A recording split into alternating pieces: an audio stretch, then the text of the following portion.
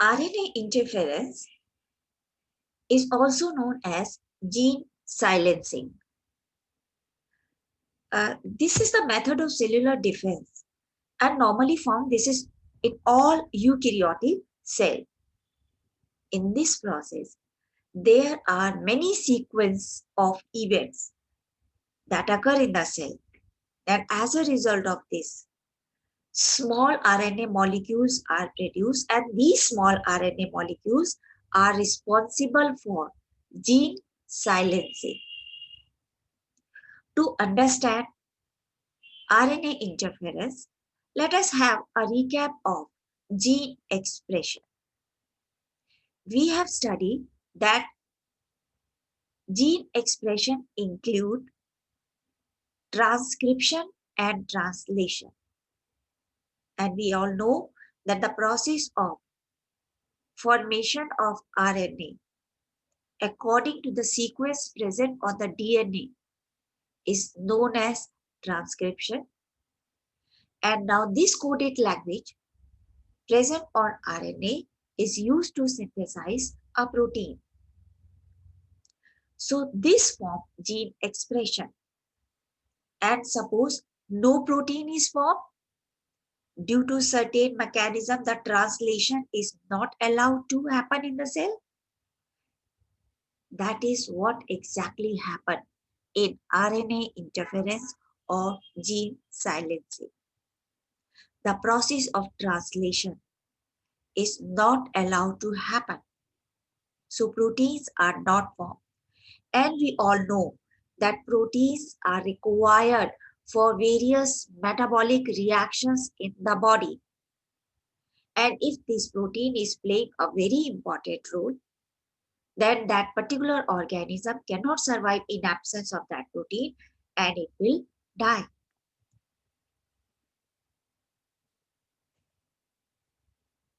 In this mechanism, a double-stranded RNA is produced.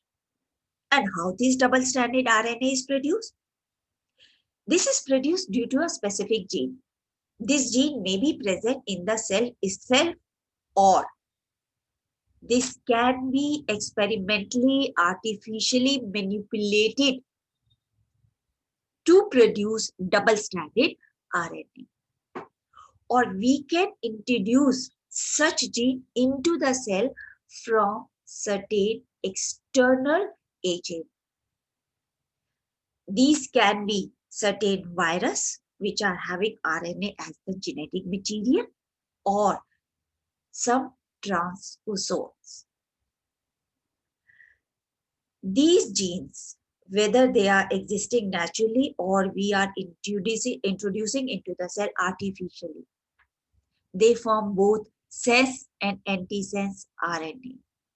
And because these sense and antisense RNA, they are complementary to each other, they are having the sequences which are complementary to each other, so they will form a double-stranded RNA. Now, this double-stranded RNA is very, very dangerous for the cell, as this is going to initiate the process of RNA interference. Through a sequence of events, this is going to break the mRNA that is having the coded language for the synthesis of protein. There are endonucleases enzyme in the cell, and we know what are endonucleases enzyme. These are the enzymes that break the nucleic acid in between. See, if these are breaking from the corner, then we are calling them exonucleases. But I am saying endonucleases enzyme that break this DNA from the center, somewhere in the between. Now, these are called dicer. These dicer, they break double-stranded RNA into the smaller pieces. These smaller pieces are known as siRNA, shRNA, or miRNA.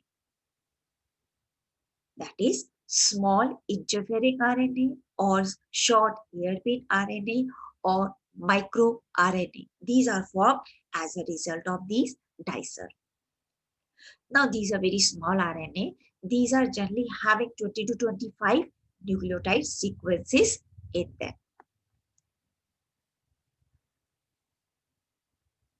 These small RNA sequences again combine with certain proteins and they are going to form a complex. This complex is called RISC. That is RNA induced silence complex. Now, why this is called so RNA induced silence complex? Because this is going to stop the translation of a specific mRNA. It is going to silence mRNA. That is why this is called RNA induced silence complex. This RISC complex is having protein as well as the RNA, and these RNA, I just said, these are having small sequences of nucleotide. Now, these sequences are complementary to the sequence present on mRNA. It means these are very specific. A particular RISC can go and bind to a particular part of the mRNA only. So, this will go and bind on that particular site.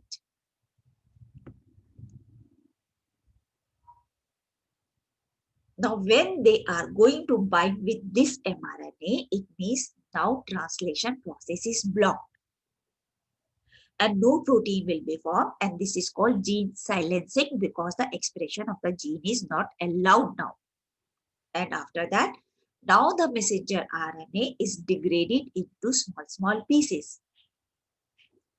Because of all these events, now that particular protein is not formed in the cell. So a metabolic reactions which is dependent on that particular protein is not going to take place in the cell. And ultimately, that particular organism cannot survive. Now let us see how this RNA interference is helpful in producing a pest-resistant crop. Here we take the example of tobacco plant.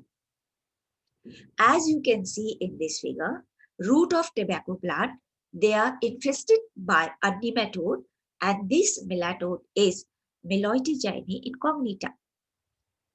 And because of this infestation, there is a great reduction in the yield.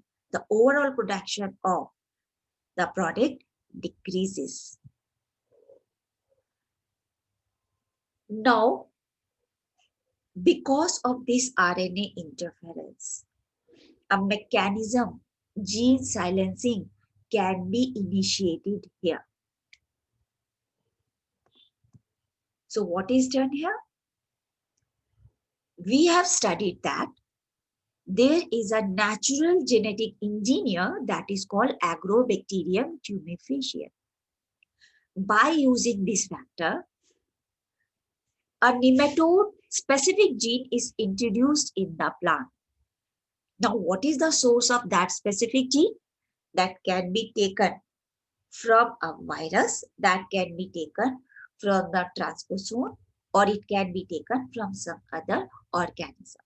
And this specific gene is such that this is going to produce both sense and antisense strand in the host plant, and this is specific to mRNA present in the Meloitigine incognita. Now, when sense and antisense strands are formed, then this form double-stranded RNA because the sequences are complementary. And when this double-stranded RNA is formed, then now the whole process of RNA interference get initiated. When the nematode is going to attack this plant, the small RNA pieces which are formed because of the breakdown of this dsRNA, they will enter into the parasite because the parasite is going to feed on the plant, and as a result, these siRNA enter into the parasite body. In the parasite, these siRNA, they will form risk, as we have done now, RNA-induced silence complex. Now this risk will go and bind with the mRNA. They will stop the expression of the mRNA. They will degrade the mRNA. So the protein is not going to be formed. Gene gets silenced. And this protein is very, very important for survival of this particular nematode. So this parasite now cannot survive in absence of this protein. So it is going to die. And the transgenic plant is now safe from that parasite. Why we are calling it transgenic? Because now it is having an external gene. That is why this is called transgenic. So here you can see that the process of RNA interference is summarized. The first step, a gene is introduced into the plant by agrobacterium. Now, this gene is very much specific to the mRNA of nematode. And now this gene is also such that this is going to produce double-stranded RNA. With dicer, this double-stranded RNA is broken into siRNA, shRNA, and miRNA. When this nematode is going to attack this plant, then this siRNA, they enter into this nematode body and it combine with certain protein and it form the RISC complex. This RISC complex go and bind with the mRNA. Now this mRNA will break down, no translation, silencing of the gene, and ultimately no protein formation, parasite die, and the plant is safe. So you can see a transgenic tobacco plant in this figure. Though this have been infected with the nematode, but still it is safe from the infestation because of this gene silencing process.